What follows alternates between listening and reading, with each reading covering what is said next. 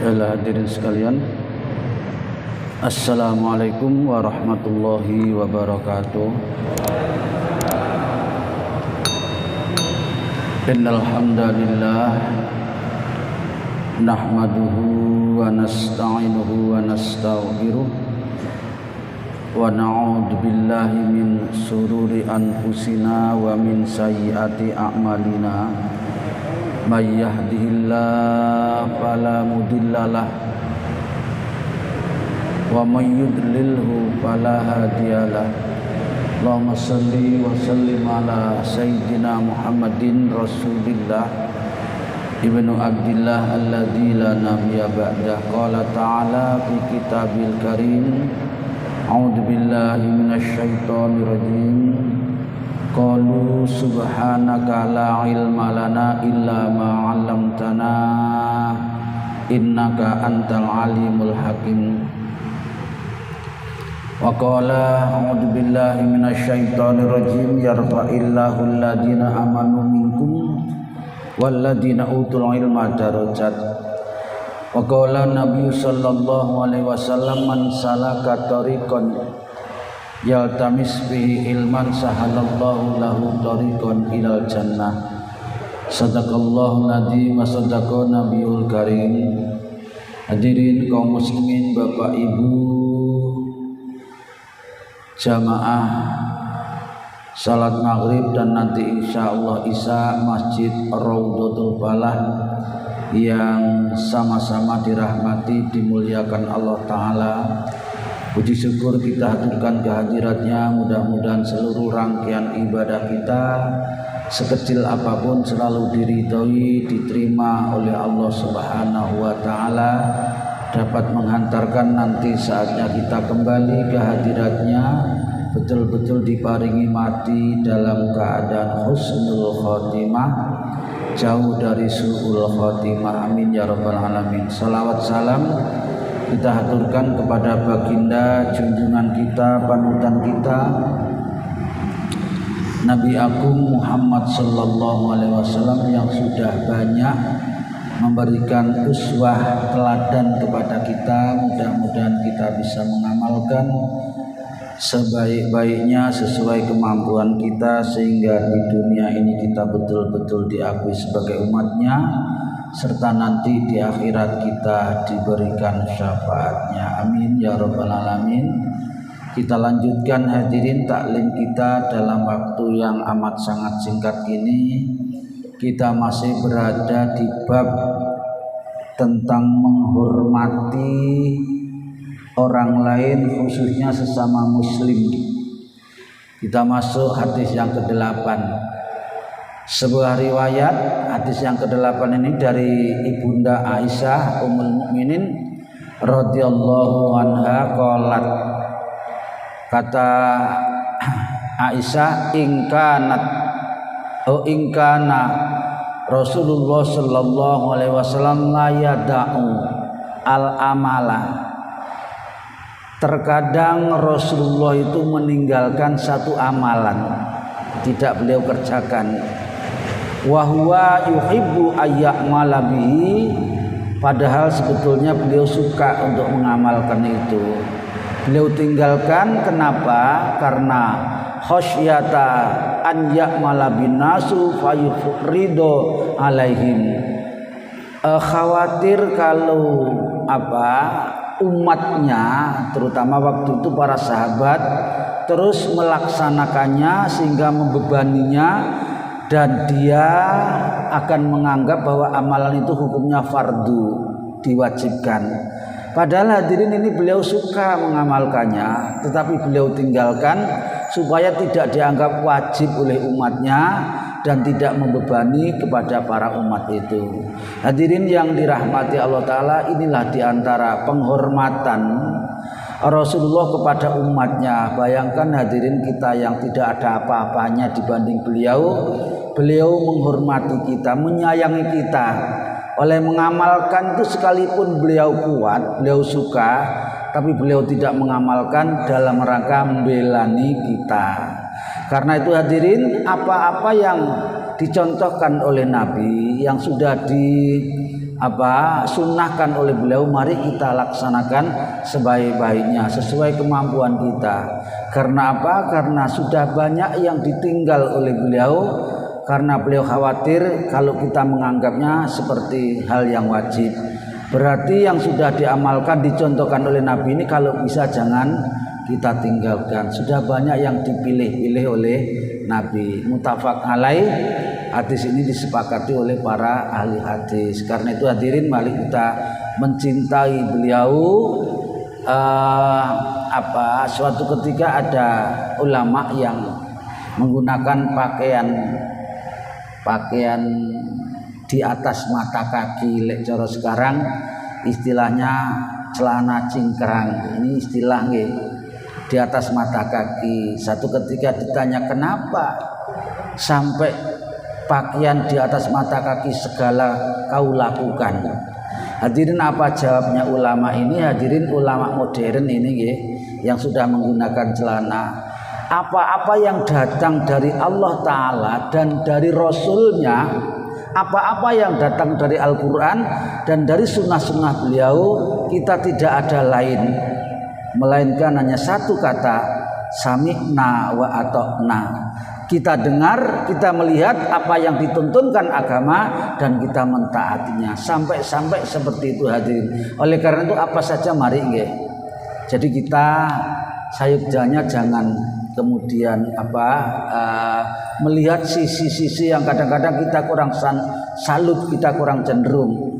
Lek ana wong pakaiannya rodok dukur kemudian dicaci, padahal itu sunnah beliau. Nggih. Hadirin yang dirahmati Allah Ta'ala, mudah-mudahan kita lantaran banyak mengamalkan sunnahnya nanti betul-betul pada saatnya kita diberikan syafaat beliau Rasulullah Sallallahu Alaihi Wasallam. Amin. Kita lanjutkan yang ke-9. Wa anha, dan masih dari ibunda Aisyah radhiyallahu anha qalat, nahahumun Nabi Sallallahu Alaihi Wasallam anil wisal, puasa wisal, rahmatan, karena sayang beliau kepada lahum, umat-umat beliau. Puasa wisal itu puasa yang tidak berhenti, malam bareng terus nggih. Jadi tidak buka tapi terus malam melanjutkan puasanya. Bahkan ada hadirin yang berpuasa sampai di hari berikutnya.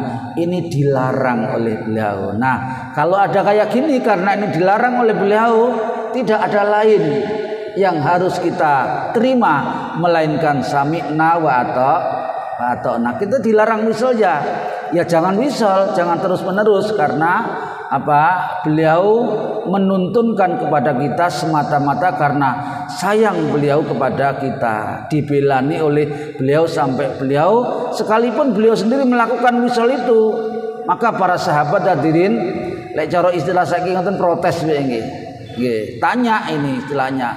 Para sahabat bertanya, innaka tuwasilu ya Rasul? Lula kamu lah ya wisal wahai Rasul. Rasul itu tidak jarang tidak pakai buka hadirin. Lanjut puasa sampai malam hari sampai seterusnya berikutnya. Beliau menjawab, ini lastu kahayatikum, kata beliau, aku beda. Tidak kayak kamu. Karena itu ada kemudian ulama yang membuat istilah, beliau itu punya sifat khususiyah, sifat khusus Rasul yang tidak boleh kita ikuti. Jadi Nabi memang pernah wisal malam tidak buka. Kenapa? Karena ini abitu yut'imuni rabbi wa yuskini. Aku di malam hari sekalipun tidak buka, tetap puasa, tapi Allah memberikan kepadaku kekuatan seperti aku sudah makan dan sudah minum. Ini Allah yang memberilah, kita kan enggak. Jadi Nabi itu punya sifat khususnya. Karena itu dulu sudah ada bab yang menerangkan tentang amal ibadah ini harus sakmadyo, semejono, sesuai kemampuan kita, tidak boleh memaksakan diri. Memang Nabi pernah suatu ketika ibadah malam sampai bengkak-bengkak kakinya. Ini Nabi tidak merintah kepada kita, karena beliau punya sifat khususnya. Masih banyak yang lain. Demikian pula dalam berumah tangga. Rasulullah itu istrinya lebih dari 4 hadirin. Kita tidak boleh lebih dari 4. Kenapa?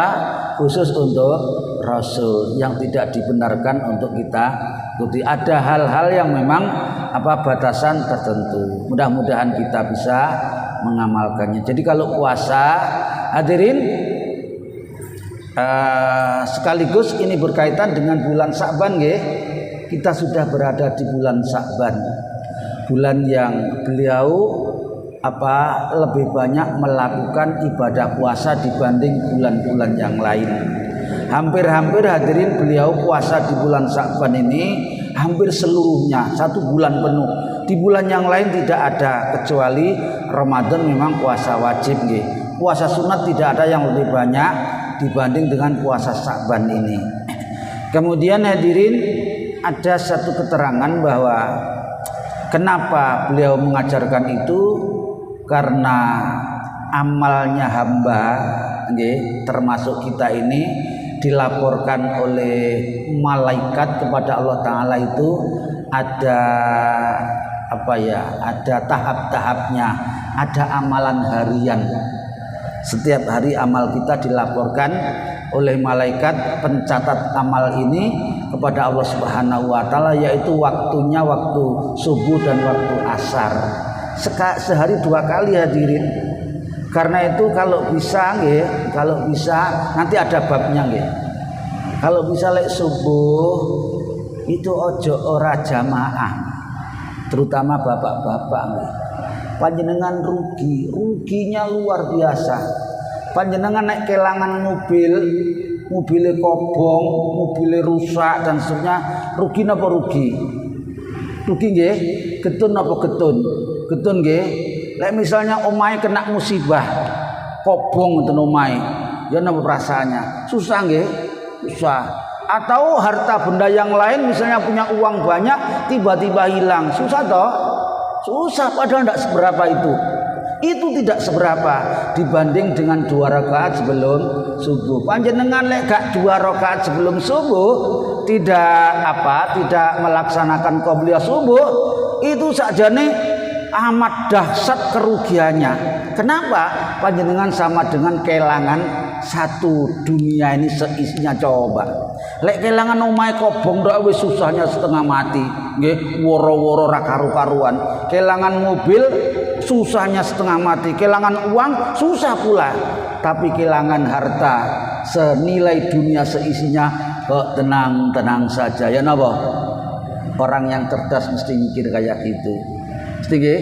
Luar biasa nih. Ini 2 rakaat sebelum subuhnya salat sunahnya ndahniyo subuhi.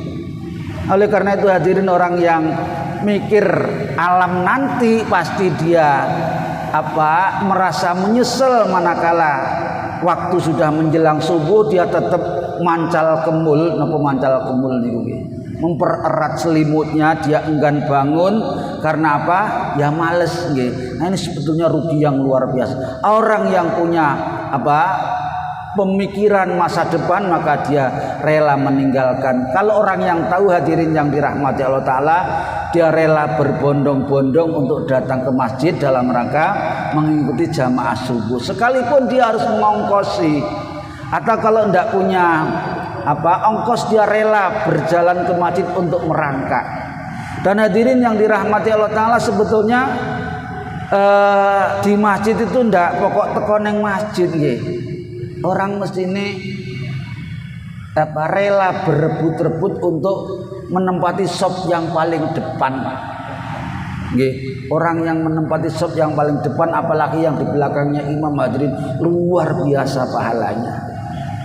Karena itu sahabat nggih, sampai ada sebuah keterangan, andai saja nggih, andai nggih iso lungguh nang sop pertama itu harus melalui undian, mereka rela untuk diundi. Sakit oleh mengutamakan mencari tempat di depan. Lah kita kadang-kadang enggak ya, malah moh-mohan. Panjenengan mawon monggo ngono nggih. Nggih. Niki menunjukkan kalau ilmunya yang masih perlu didandani. Nah, hadirin yang dirahmati Allah Ta'ala, demikian pula asar. Nggih. Nanti kita ketemu riwayatnya. sebuah keterangan orang yang berjamaah sholat asar dan diawali dengan apa? Dengan sholat sunnah qabliyah asar ini dibangunkan istana nanti di surga. Coba ning swarga duwe istana, ning donya mawon duwe istana seneng setengah mati ya. Nggih napa nggih? Ini di surga hadirin. Nanti kita ketemu riwayatnya orang yang paling melarat di surga, paling akhir masuknya surga nggih. Pokoknya wis sing paling murah, surga murahan itu lebarnya, luasnya antara bumi dan langit. Ini sing paling melarat. Lho sing paling sugih kaya apa? Masya Allah. Merana monggo. Nggih. Malaikat yang jaga di bumi ini hadirin ada dua kelompok. Lah istilah kita sip-sipan. Nggih. Sebelum jaga malam kayak gini, tadi kumpul di setiap tempat waktu asar itu, baik yang jaga malam ini maupun yang jaga siang tadi, semua menyaksikan sopo-sopo sing melok jamaah sholat asar. Nanti yang selesai jaga siang kemudian naik ke atas menghadap Allah Ta'ala, Allah tanya sopo sing melok jamaah asar, disampaikan oleh para malaikat. Lah sekarang yang jaga malam besok laporan waktu subuh menghadap ke hadirat Allah Ta'ala ditanya sopo wingi sing melok jamaah asar. Sehingga hadirin panjenengan naik melok jamaah asar dan subuh oleh dua catatan. Coba dilaporkan, ini laporan harian oleh malaikat. Itu gilek mboten teko. Kemudian ada amalan mingguan yang dilaporkan oleh malaikat dan ada amalan tahunan yaitu setiap bulan. Jadi laporannya malaikat kepada Allah Ta'ala tentang amalnya hamba termasuk kula panjenengan ini berkali-kali rangkep. Di bulan Sya'ban ini kenapa beliau memperbanyak puasa? Hampir-hampir beliau tidak ada hari yang ditinggalkan di bulan Sya'ban untuk melakukan puasa. Karena apa? Di bulan Sya'ban setiap saat dilaporkan amalnya oleh malaikat kepada Allah Subhanahu wa Ta'ala. Jadi ada amalan harian, ada laporan mingguan dan ada laporan tahunan yaitu setiap bulan Sya'ban. Karena itulah hadirin beliau memperbanyak puasa di bulan Sya'ban. Kita lek waktunya Rejab mboten masyaallah nggih. Ya rapopo apik nggih puasa di bulan Rejab itu puasa di bulan haram, bulan dimuliakan Allah Ta'ala. Tapi sebetulnya lebih dicontohkan oleh Nabi adalah puasa Sya'ban ini. Tapi biasanya kita nek wis teko Sya'ban adem ayem ae. Nanti njujuk yang nisfu Sya'bannya. Lah ini persoalan tertentu. Baik ngaten nggih.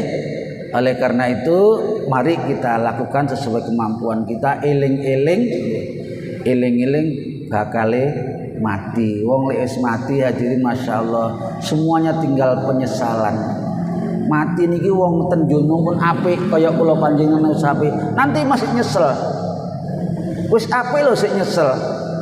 Bukan nyesel karena belum mengamalkan, tapi nyesel karena kurang akeh oleh beramal. Wis nglakoni yo kan, nggih, tapi sik nyesel. Kenapa dulu kok masih banyak waktu yang aku buang? Kenapa dulu kok aku sering mengutamakan WhatsApp? Nggih, waktunya dikorbankan untuk WhatsApp, untuk ngobrol, untuk omong-omongan, untuk catur, sekak, domino dan lain sebagainya. Nanti nyesel di sana hadirin. Termasuk orang sedekah. Sedekah itu wis apik nggih. Ya beruntung dia, tapi sik nyesel kenapa ndak lebih banyak lagi. Nah, hadirin yang dirahmati Allah Ta'ala, bahkan ada keterangan orang yang di dunia ini diuji ndak enak. Ndak enakne nunggu apa? Ya gak enak, ya loro-loro, ya kesulitan, ya ndak punya uang dan segala macam. Hadirin nanti ketika semua ini ditunjukkan di hadapan Allah Ta'ala, kita nyesel masihan. Lu kenapa dulu kok cuma kayak gitu ujiannya ya? Pengen pengen uripna diuji yang lebih berat lagi coba. Iso panjenengan. Mboten aku ya ora iso ngomong tok kula niki ya. Niki diterangno betul. Jadi orang yang semasa hidupnya diuji misalnya kayak Nabi Ayub atau yang lain gitu. Itu di hadapan Allah nanti ketika dikasih imbalannya, ditunjukkan hikmahnya, ditunjukkan keberadaan ujian itu, Dia nyesel hadirin, apa mbiyen kok ndak 2 kali lipat itu, 3 kali lipat itu. Coba saiki ngene wis sambat heran nggih. Ora urip kok ngene terus nggih. Kapan iso kaya wong duwe villa, duwe Nah, ini kan karepe menungso, tapi padahal ini luar biasa hikmahnya nanti di hadapan Allah taala nggih. Saya sendiri juga belum bisa hadirin ngecak no apa yang saya amalkan. Ini sekedar kita ketahui bersama dan mudah-mudahan kita lek diuji Allah taala itu gak gremeng nggih, gak muring-muring apalagi suudzon nang Allah taala. Ya apa wis ndonga kae biyen, wis maca surat Waqiah, surat Yasin dan surat-surat yang lain, salat wis segala macam tak kerjakno kok panggah ngene ae. Hadirin rezeki niku mboten karena maca surat. Nggih, mboten karena salat. Itu semuanya dinilai oleh Allah taala yang nilai akhirat luar biasa. Lek diatur nggih, wong sing rezekine akeh, wong sing sugih niku mergo salate, mergo akeh oleh maca surat, mergo akeh oleh poso-poso sunat, nggih. Wong kafir niku gak ana sing sugih. Nyatane napa? Lho coba. Tau poso wong kafir niku. Lho, dadi sugih niku mergo mboten mergo krana akeh salate. Panjenengan malah lek poso. Aku tak poso Senin Kamis ben ngene lah, malah gak ana gunane. Poso Senin Kamis ora oleh apa-apa. Nggih. Niat karena Allah saja, nanti Allah yang akan membagi jatah panjenengan. Ngaten nggih? Baik. Itu nentek kayak iki kita lanjutkan dulu, nanti kita sharing. Yang ke-10 apa iki? Nah, ini juga dalam rangka Nabi menghormati umatnya, kaumnya, jamaahnya. Kalau Rasulullah saya jujuk nih, ben rada cepet. Rasul bersabda, "Inilah akumu ila sholati wa uridu an utawwila fiha fa asma'u buka as-sabi fa atajawwaju fi sholati karhati ain asuqa ala ummihi." Karepe ngeten. Setunggale wekdal Nabi lagi semangat nggih, kepengin banget melakukan sholat sing rada dawa titik. Ngimami rada dawa titik, mboten dawa-dawa nemen, rada dawa titik ngoten. Tibake napa ketika di tengah-tengah sholat, beliau fa asma'u buka as-sabi, beliau mendengar ada anak kecil yang dibawa ibunya sholat nangis, nggih, nangis. Oleh karena itu fa atajawwaju fi sholati, tak wurungno ndawakno salatku iku tak ringkes, tak cepetno, takut kalau membebani ibunya. Gak kaya awake dhewe nggih. Awake dhewe lek salat dhewe no masalah cepet nggih, cepet banget. Tapi lek ngimami, nah ini dilarang. Nggih, usahakan ngimam itu jangan membebani makmumnya. Yo aja pendek-pendek nemen tapi yo nggih. Mosok bendina ina atau nakal kausar ambek kul Allah ya jangan nggih. Ya sing rada memper titik nggih, paling ndak ya alam nasroh napa wadduha ngeten kan lumayan nggih, tapi aja dawa-dawa nemen nggih.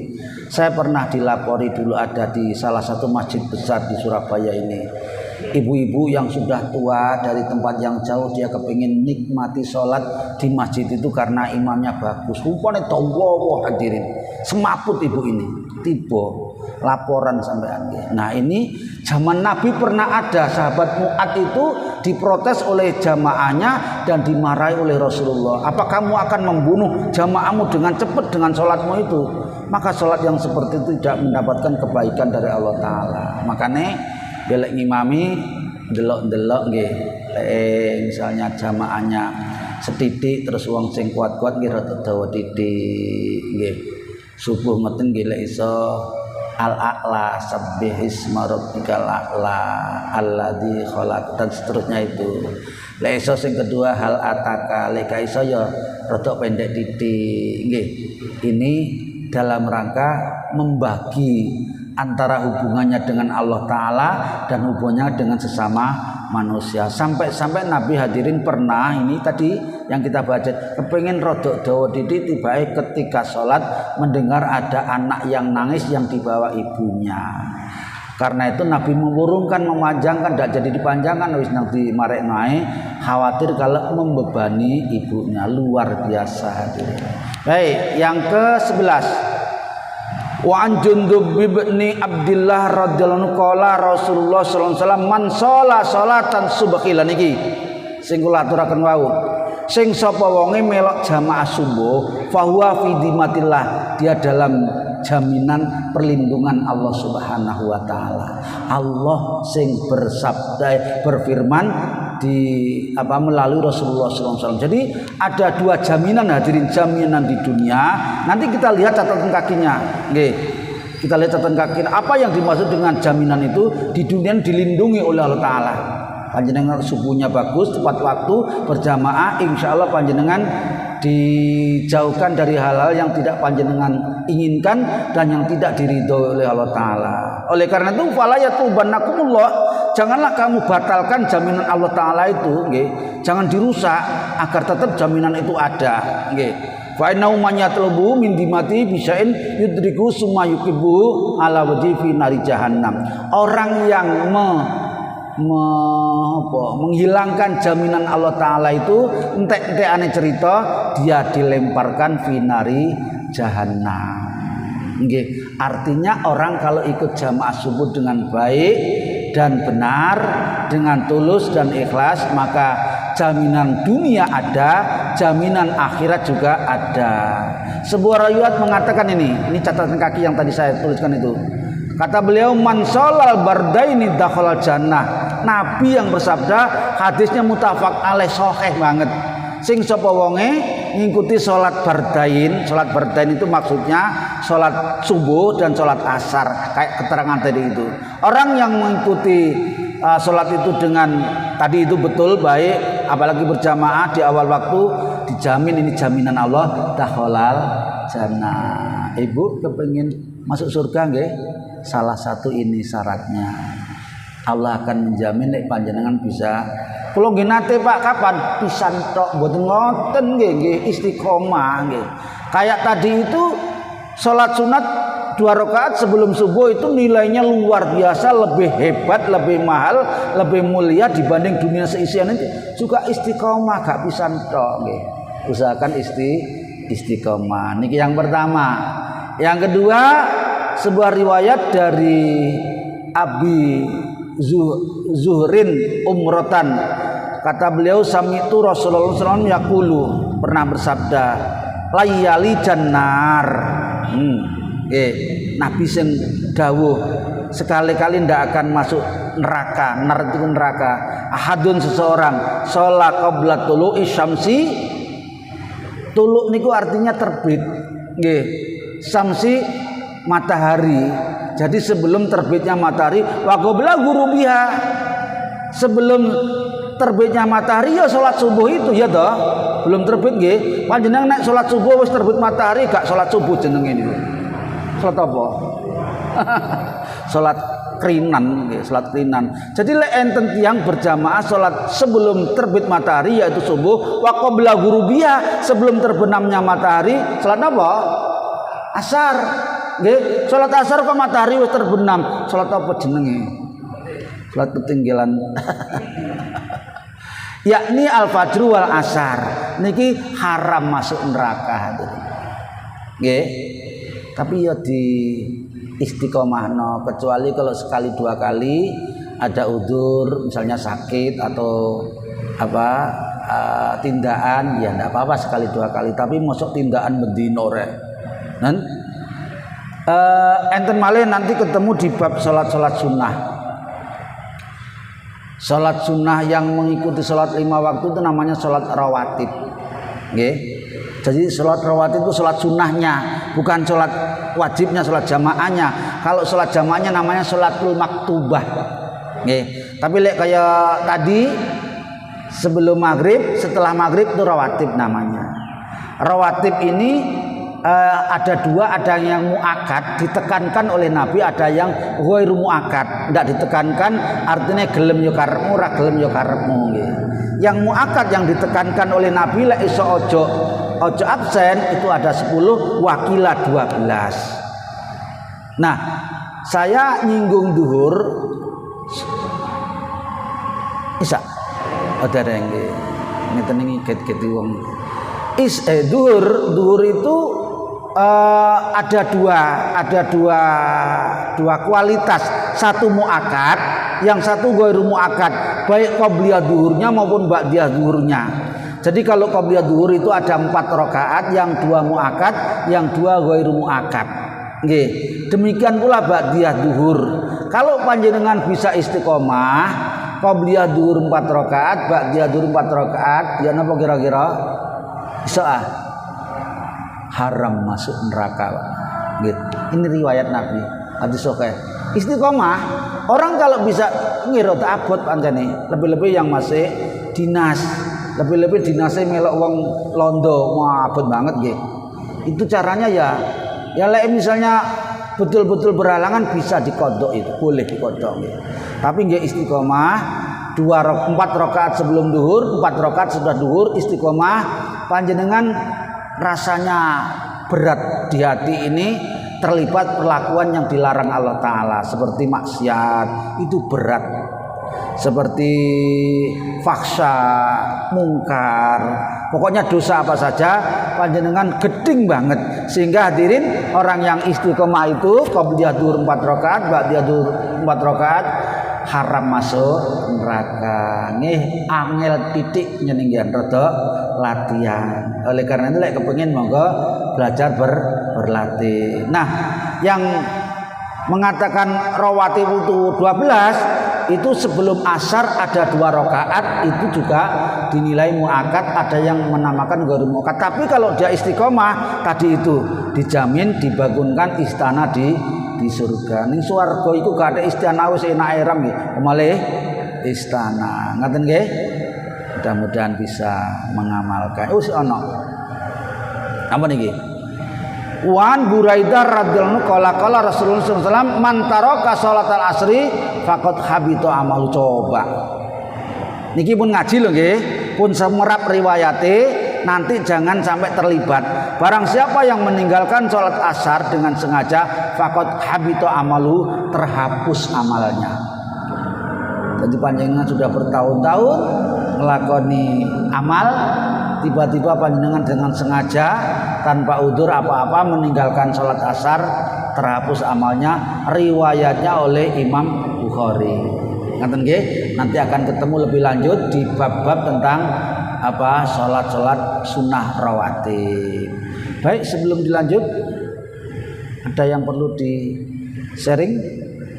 Enggak nggih? Lanjut. Nggih. Monggo.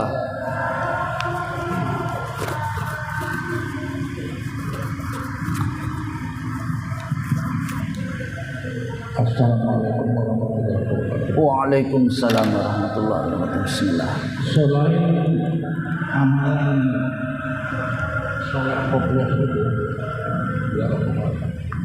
ada juga saya pernah mendengar amalan-amalan setelah sholat subuh sambil menunggu terbitnya matahari sampai matahari terbit. Ya.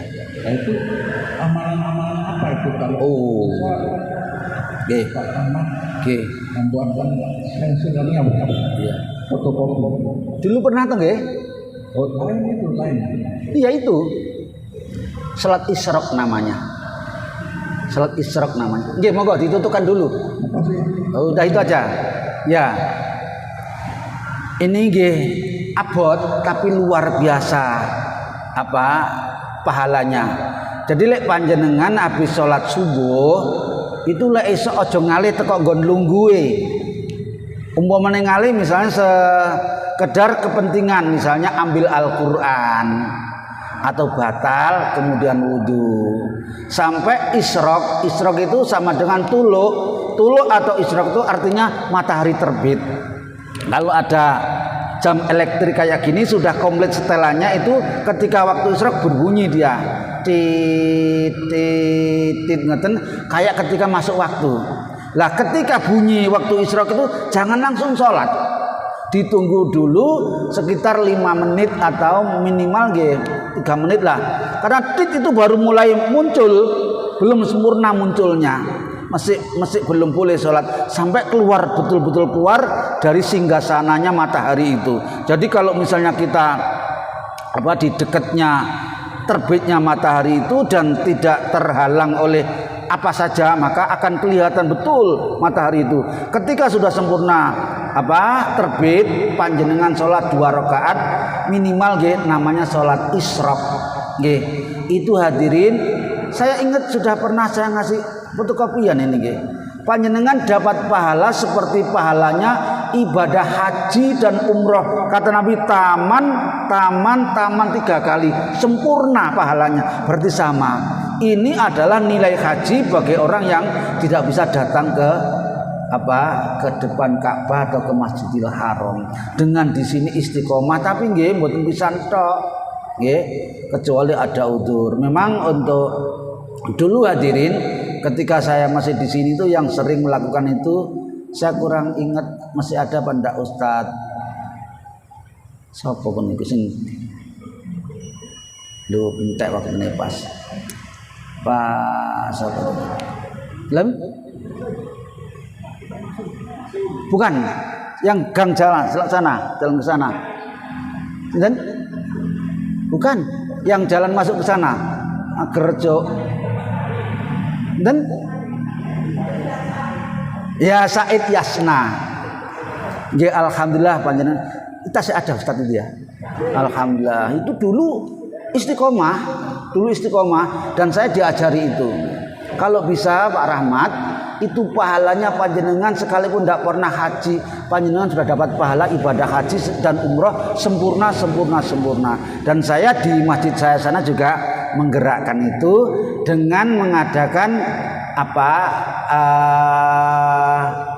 tahsin Al-Quran atau belajar Al-Quran. Jadi bapak-bapak, ibu-ibu yang setengah iso, setengah belum baca Al-Quran, atau yang belum sama sekali, atau yang sudah bisa, itu kita ajak belajar sambil nunggu waktunya Isyraq ini masuk. Begitu masuk, kita sholat bersama-sama. Nanti kita jelaskan lagi lebih lanjut di insyaallah pertemuan yang akan datang. Tolong nanti saya diingatkan sekarang mohon maaf waktunya sudah habis. Kita akan melaksanakan sholat jamaah isya. Jadi hadirin, apa bedanya sholat isyraq dengan sholat duha? Insyaallah nanti di Jumat yang akan datang kita jelaskan lebih lanjut. Ada kurang lebihnya mohon maaf. Mudah-mudahan dibarengi hidayah Allah Ta'ala. Kita akhiri, subhanakallahumma wa bihamdika asyhadu an la ilaha illa anta astaghfiruka wa atubu ilaik wal afu minkum. Wassalamualaikum warahmatullahi wabarakatuh.